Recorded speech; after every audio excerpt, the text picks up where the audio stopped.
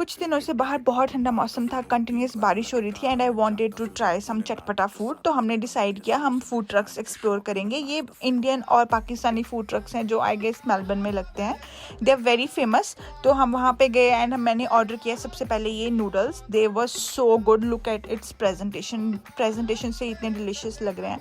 And फिर मैंने order किया ये वेज हॉट डॉग। कितना फिल्ड है, इसकी फिलिंग देख के मुंह में पानी आ जाता है। Totally loved it.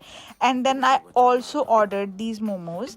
Guys, if I tell you, this chutney was to die for. It was super duper delicious. I loved it.